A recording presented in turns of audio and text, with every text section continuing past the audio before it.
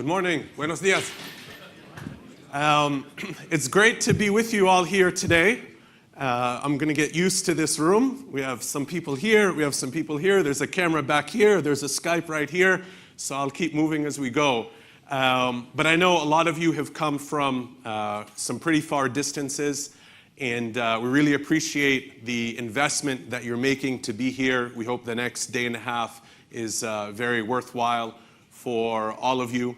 And with all the diversity that we have in the room in terms of technology and geography, I think there's one thing at the core that we absolutely all share. And we're here because together we believe in the power of community.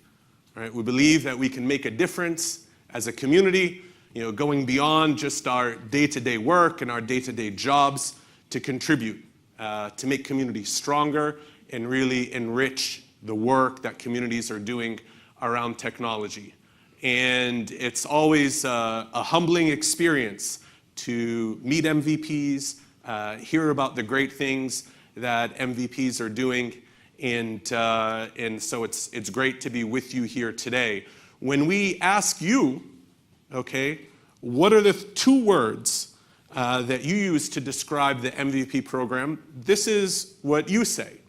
All right, and so we see, words around recognition, and it's awesome, and it's valuable, and expert. We see that some people spell honor with American English, some people spell it with British English, but that word, if it was together, might be even bigger, and we're honored to serve you with this program. But one of the things that I really like about this slide is that clearly the number one word is community, right? We feel like we're in this together. We do this because of our love and our passion for communities. And if we look at the kind of contributions that you all are making around the world, it's really quite staggering, right? So the difference that, and 4,000 might seem like a big number, but when you compare it to the relative impact that MVPs are having, this is really something that to be proud of. And when we look at that kind of reach and that kind of impact, we just want to really thank you for all that you're doing. Sometimes people say, Microsoft people, you say thank you a lot of times. I actually think we don't quite say thank you enough. And part of what we're doing today is really celebrating the work that you do for the other 363 days around the year. And so that is something that we absolutely appreciate. And when we think about that from a kind of global perspective, there are, of course, so many MVPs here in this room today who are just doing amazing things. So I just want to highlight just a few examples. Because this represents the kind of work that MVPs are doing. Of course, to be an MVP, you need to be an expert. You need to be someone who is credible and trusted and independent in your voice. But there are a number of these people around the industry. The difference is that MVPs are taking that expertise and they're channeling it to give back to make communities stronger. And so in this case, in the example of Chema, based here in Spain, do we have any other MVPs here from Spain? And how many? How many do? I hear the Spanish MVPs are a very quiet group. Is that true? Okay. If you're, I'm going to close my eyes. If you're a Spanish MVP, tell me you're here. Oh, okay, all right. That was pretty good. So Chema has a huge focus, of course, on security. Chema's helping to keep so many of us around the world very secure. A hacker who is a positive hacker, right? You don't want to get on Chema's bad side because I hear he'll attack your system and sort of demonstrate its flaws and its vulnerabilities.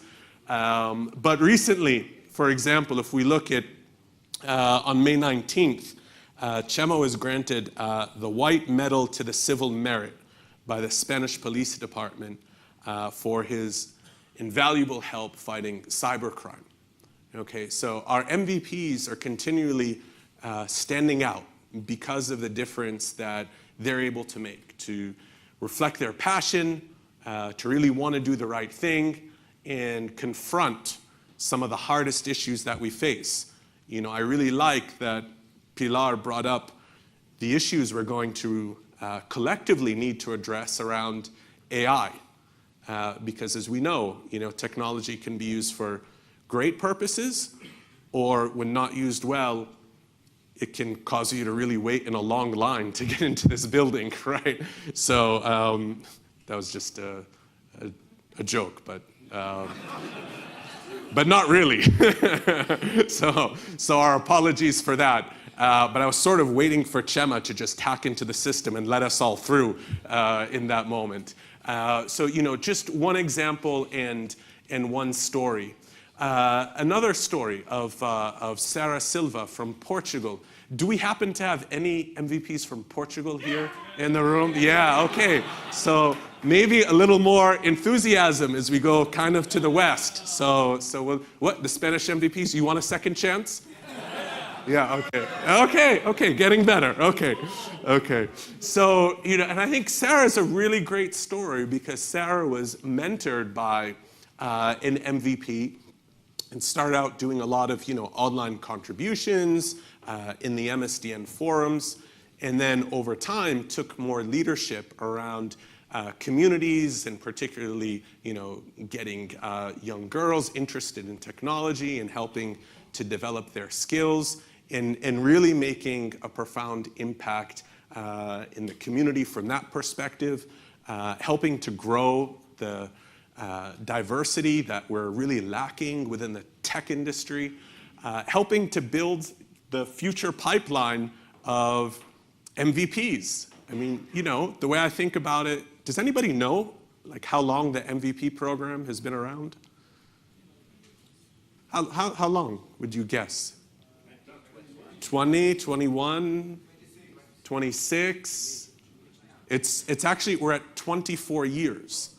And so if I think of like, often our MVPs, they might start, not fresh out of school, but, maybe around the age of 30, 35. That means if we just look at 24 years, we need to start recruiting when children are like 6 years old and get them ready because we want to think about the next 24 years and not just the last 24 year So that work that Sarah's doing is really bringing her passion and making so many other people better at kind of all age categories. And then Hassan, who like many MVPs, from the Netherlands. Anybody here from the Netherlands?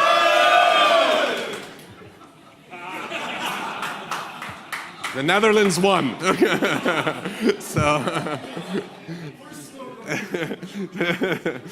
So Hassan's one of those MVPs when I ask like, hey, which country are you an MVP in? Like, I don't get a straight answer because MVPs are kind of everywhere. So between the Netherlands and Morocco and the work that he's doing, right, to also get young people, particularly young women, focused on technology as well, and really representing that diversity that cuts across borders, across gender, and so on.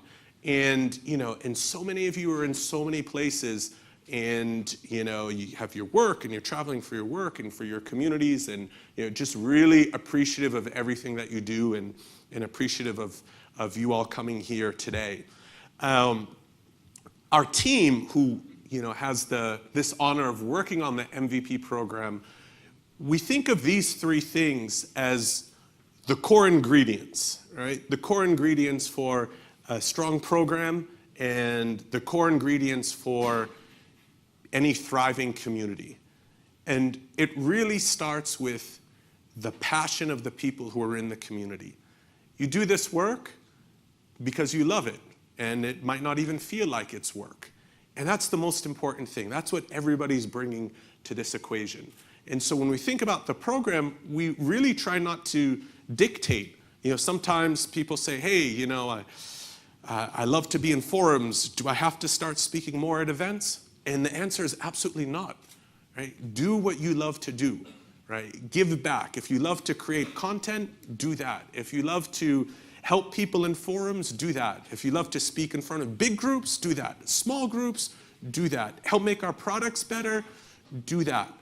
Whatever it is that you love to do, that's what we want you to do, right? And that's what we want to recognize in that work, because that's about what you're passionate about. You'll do your best work when you're passionate about something. And then in forums like this, communities are about connection. And we want to foster that connection as much as possible. That's why we do the MVP Summit. That's why we do these events. That's why we try to support you in your events out in the community as well. And this last principle is really important around openness. And we've been working. We've been working to make sure that we're as open as we can be. Number one, starting with openness to listen and accept your feedback and listen to your feedback. And in my time with this program, I've seen that there's no issue with, Pilar, she said, I sort of hope you can give us feedback. I'm like, you don't know how much feedback you're going to get. This is the MVP audience. You're going to get great feedback. But then really being open and transparent around what are the improvements that we can make together in order to go and strengthen communities. So we've been making changes to the MVP program, and the important thing to me is that you really understand the values, right? The values that are the foundation for those changes, right? Because I think there needs to be context for what's happening, because the changes we make are meant to keep the program as dynamic and as relevant and as future-looking as possible, right? The program has existed for the last 24 years. I do not comprehend a Microsoft without an MVP program, right? That equation doesn't work. And the fact that we've been committed over the past 24 years should really be accepted, that this is what we'll continue to do for the next 24 and the 24 after that, right? And so what's important is that we don't just kind of glue to things the way that they once were, but we continue to respond to technology, to the market, to your feedback, to evolve in the best way possible. And so if we look back, there have been, a series of changes over the past 18 months or so. And it was a great opportunity when the MVP responsibility came into my team just at about 2 years ago. And I agree with Pilar, it does feel like longer than 2 years ago. It was a chance to say, hey, let's make sure that we're listening to all of the feedback, and how do we evolve the program and take it forward based on the needs that we have. So in October of 2015, we kind of announced some structural changes around how we organize the program. Some people said, I'm referred to differently than I was. I was this kind of MVP in the past. Here's why I am in the future. That model has helped us. So for example, 3 weeks ago, we announced the new AI category. And there's going to be a lot of evolution within that category. And we now have an architecture that's going to enable us to evolve as quickly as the technology is evolving and as quickly as the market is evolving. So that was an investment that we made in order to do that. We started to sharpen our focus around IT pros and developers. So for example, we had Xbox MVPs and Surface MVPs. Still hugely important to Microsoft, but we felt collectively with the Windows team that managing those more consumer-focused MVPs was better served out of that group. In February of this year, we announced changes in kind of the way we operate the program, right? We've been bound to this quarterly cycle for decades, and we said, hey, as there are new people who are interested in the program, we don't want to have potentially even a 5-month window for people who get caught between cycles. We want to be able to respond to that in a much more agile way. We kind of want to eliminate this notion of, I'm a January MVP, I'm an April MVP, you send me the award and the ring is for the wrong year, and right? We just wanted to simplify things and really take an approach of, if we would just start today, what would we do with the program and how do we evolve to get there? And so as we go forward, we're looking to do more and more together, right? It's great that Pilar is here. One of the frequent pieces of feedback I get is around, hey, we want to do more with Microsoft locally. We want to do more with the DX team. We want to do more with other teams. And that's a constant process that we're working on, really trying to improve at. And that's a journey that we're on. We're also looking to provide a much better experience for all of you, right? In the day-to-day work that you're doing, we want to make sure that the program is an accelerator. It's helping you do your work. It's not slowing you down. And so I receive in forums like this, and we're going to have an opportunity to do an open Q&A for people who are in the room and for people who are on the Skype call as well. And that's important because at this forum, right, which was in Rome of last year, we had an open Q&A, and the feedback from that room helped influence work that my team has done over the past year.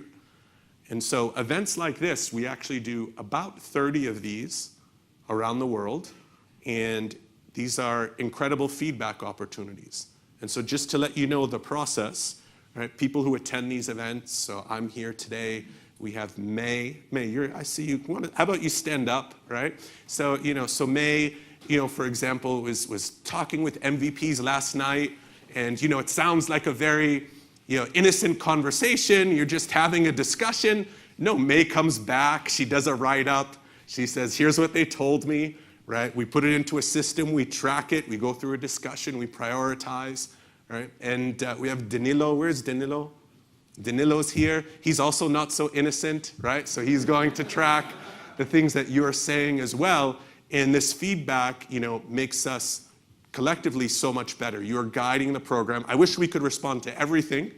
Well, first of all, we could never respond to everything because we sometimes get conflicting things, right? So we'll hear often the opposite points of feedback. But often where there is, more of a majority point of view, an issue that we're hearing over again, we prioritize it and we try to get it done. So for example, last year, part of the feedback I received in this forum was it's, for example, just way too hard to report our contributions, right? That's consistent with feedback that I hear in other places. Your website sucks, right? That's feedback that I often hear. And that's the good language. I'm giving you the good version of the language, not sort of the unfiltered version of the language. And then, and so, shouldn't we have a great mobile experience? And yes, you should. And so the team's been working, and we announced in February, and a lot of you just on February 1st started to bang on the API immediately. And by the way, that's so gratifying for the team who works on it when they see that that kind of stuff matters to you. So we did some hacking together at the MVP Summit, right? We made the API available in February. And we have also, on our team, built a mobile app, right, that leverages that API, which then accesses profile data and contribution data. And the intent of that is to make it easy for you to have just a much easier way to submit your contributions right from your mobile phone. And that's meant to just be the start. So, you have this experience where, I know when I come to this event, for example, somebody's tapping Marco on the shoulder, like, hey, Marco, it's time to pay attention to the session, right? Because, I know Marco's going to be in the front row. He's going to be able to see his picture. But in this example, Marco will be able to submit his contributions. Right now, he's blogging, and he can go in and share that, and that will connect to our system, and that will be recorded in the CRM system, and so on. So really trying to move down this path of more automation to create a better experience for you. And so just a few examples here, but I want to highlight where we can go, right? Where we can go with these kinds of features. So for example, can we leverage, geolocation capability? So if you want to find MVPs who are in your area, whether it's where you live or maybe you're on the road and you want to connect up to local MVPs, wouldn't it be great to find them, for example, through this app? And it's another piece of feedback that I receive, which is, it's just way too hard with your system to connect with other MVPs. And there are things that we can start to do that make it easier to do that. If you meet somebody, you collect some information, you want to nominate them, why not just do that directly from a mobile app?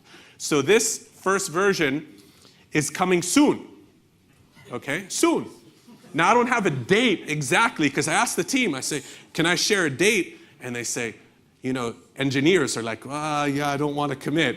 And then I sort of, my instinct is to say, no, commit to a date. I want to tell people when it's coming. And then they say, all right, but don't you want to make sure that we ship it when it's really ready and not just a date? I'm like, yes, for this audience, make sure it's ready. So maybe, May, should I put you on the spot? You know, I didn't tell her. When do you think we can have this released here?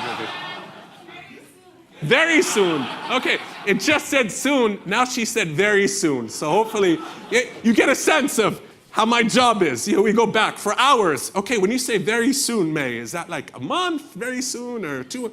So very soon it's coming. But really, this is you guiding this feedback around, you know, things that we can deliver soon. I think the other point here is it's not just about us now delivering something to you. We're going to run this as an open source project, right? This is about collectively, right? We all have a stake in this. How do we run this better together? There's so much talent in this room, so many good ideas. Our goal is really to just kind of harness that, and that's where we want to go with this project. So we're excited about that. I hope you're excited about that too. There was another, you know, like very, very direct point of feedback, and I won't say who it was from, you know, but it was from Raphael from Italy last year, and so we did the open Q&A section, and you know, and he stood up and he's like, okay, you know, stuff you said's fine, but I want practical help. Like I asked the local DX team to just give us some pens, you know, something for the event, and like they couldn't do that. And running communities is really hard. And what are you going to do to help us, right? Very simple request. So went back with the team, and I just want to give you like a little bit of visibility into the process that we used to really try to address that specific piece of feedback. Because when we really tried to think about, all right, what is the challenge that leaders of communities face? I mean, this is work you're doing in your volunteer time. You're trying to build and sustain your membership. You're trying to bring them the latest technology trends. You're trying to find the best speakers. You want to have a great experience with great content. You need to have a venue. You often need to feed people. Like, these are consistently a set of challenges that people are facing in their volunteer time, right? And we have a session this afternoon around like how to run your groups and kind of bringing some, you know, discipline to that process. But we asked ourselves, is there a role that we can play to address those needs? Because today it's often, you know, very hit or miss. Oh, do you know of a great speaker? And you leverage your network, and you might ask Microsoft for help, but who within Microsoft? And oh, I know this person, they were helpful, but they changed roles. And we said, no, we need like a much more systematic approach to helping. And so we went back, and that meeting was end of May, and we started to talk about it in June. And then we kicked off this project, not exactly knowing what it would be, but it ultimately became this concept of a community leader portal, which we're now referring to as the Community Leader Zone. And it's meant to provide the platform for community leaders, right? It's meant to be the community of community leaders who are sharing and have those common needs to address. And so, you know, the process started, and, you know, for some of you who attended MVP Summit, you saw John O'Bacon speak, and we handed out his book, but we had done work with John O in the months leading up to it, right, to help guide this work and we arrived at this is something of value that we can deliver. Now, we had made different attempts in the past, for example, with something that was called the Microsoft Technical Communities, but we tried to learn from that experience and say, hey, there are a couple of key things that we wanted to be different. First of all, we wanted to design for the community leader first, even if you're doing things that are not tied to Microsoft, right? You might be running other communities. So we wanted to make sure you had a platform that was going to meet your full needs. We wanted to do it in a way even where it wouldn't be branded as Microsoft. Because if we can invite other partners in, then your opportunities increase. If you have the chance to get other sponsors, maybe, I've heard, the community event in Romania had electronic arts there. Maybe there's a way they can be part of this. Docker, maybe even some of people who we think of as Microsoft competitors. Let's invite them in. Because our goal is to serve the community leader and not just first make it about Microsoft only.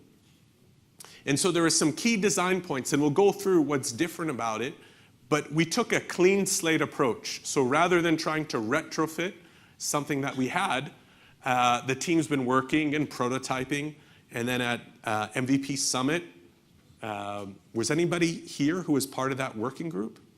We got a whole set of MVPs, great. Whole set of MVPs together, we got more ideas. And then coming out of it, we kept working with a set of MVPs and keeping them updated. And so MVPs have been guiding this process since then. And to me, that's an example when we talk about those three values around passion and connection and then the openness to have the community guide this, right? This is an example of really how we tried to live those values. So Danilo will go through where we are and do a lot of show and tell and look for your feedback as well.